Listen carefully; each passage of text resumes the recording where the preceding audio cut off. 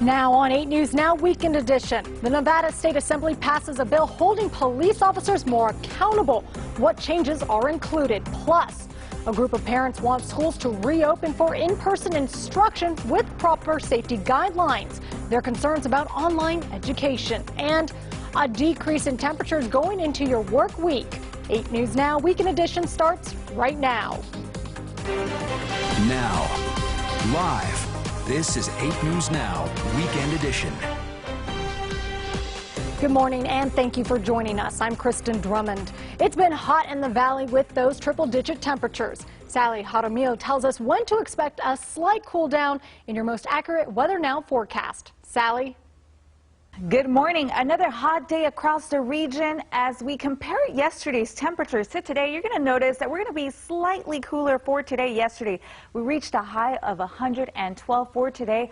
110 is what it's expected to be our high.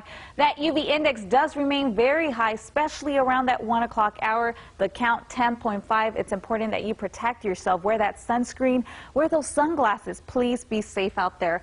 Temperature-wise, we're going to be warm once again. We're going to show you those temperatures increasing to the triple-digit mark around that 10 a.m. start.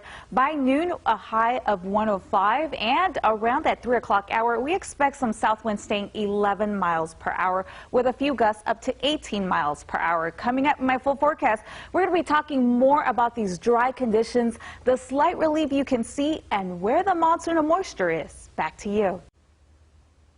The Nevada Assembly passes a bill seeking to hold police officers more accountable. It includes several changes, from limiting the use of chokeholds to allowing the public to record police activity.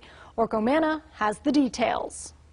In a bipartisan vote Saturday night, the Nevada Assembly passed AB 3, the police reform bill. It limits the use of chokeholds and requires more intervention and reporting when it comes to use of force incidents. While some believe it's a good step in the right direction, others say it's either too restrictive or it's not good enough. There are 38 ayes, 4 nays. Nevada legislators prioritizing police reform. AB 3 effectively bans officers from using chokeholds, although lawmakers clarified there are exceptions for self-defense. I don't want to give the impression that a chokehold could never be used. Other key parts of the bill include requiring an officer to intervene if another officer uses unjustified physical force and requiring that action to be reported, mandating drug and alcohol testing on officers who are involved in shootings, and allowing the public to record law enforcement activity. Assembly Bill 3 in front of you is the embodiment of what we can do better in the state of Nevada, because if we aren't moving forward, we're standing still, which means we are falling behind. Metro Police in support of the bill. As an agency, we're always looking to improve our policy and do what's best practices across the country. Others in law enforcement in opposition. Why is it that suspects that die in police custody always end up on the ground prior to their death? The answer is simple. They resisted arrest. Some criminal justice advocates saying the bill only covers the bare minimum. I could be for this bill, but unfortunately it is not strong enough. AB 3 was discussed in the Senate as well, but some had problems with the process. It takes a long time to really get a good bill worked out. This has been rushed. The bill passed through the Senate Committee of the Whole and will now go to the full Senate for a vote. Reporting in the newsroom, Orko Manna, 8 News Now.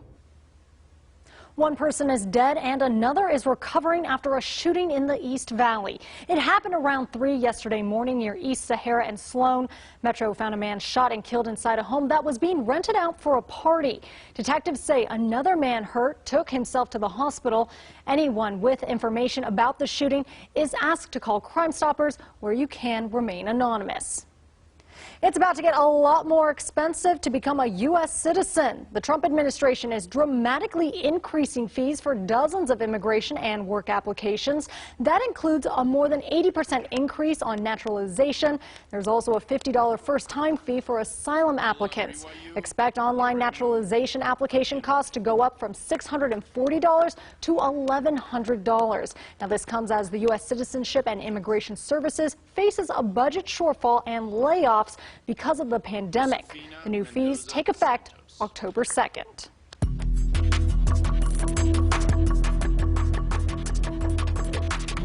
We turn now to the latest on coronavirus cases at home and around the country. There have been more than 4.6 million cases in the U.S. since the pandemic started. 154,000 people have died.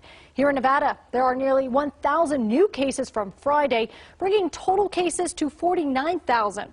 2 people passed away, increasing the total deaths to 832. Now, most of the reported new cases are from here in Clark County. 80% of those who've caught the virus here locally have recovered.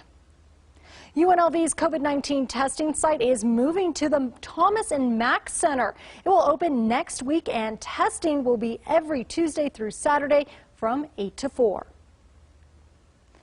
A group of parents are advocating for students to go back in the classroom this month with strict safety guidelines. Parents rallied outside the Somerset Academy Sky Point campus yesterday to share their message. The Clark County School District plans for all students to start the school year with only distance education starting August 24th.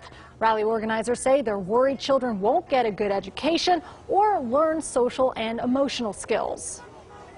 The CDC and the American Pediatric Association, they have put out lists of reasons why it is so beneficial for our kids to be in school, and I think that we should listen to them.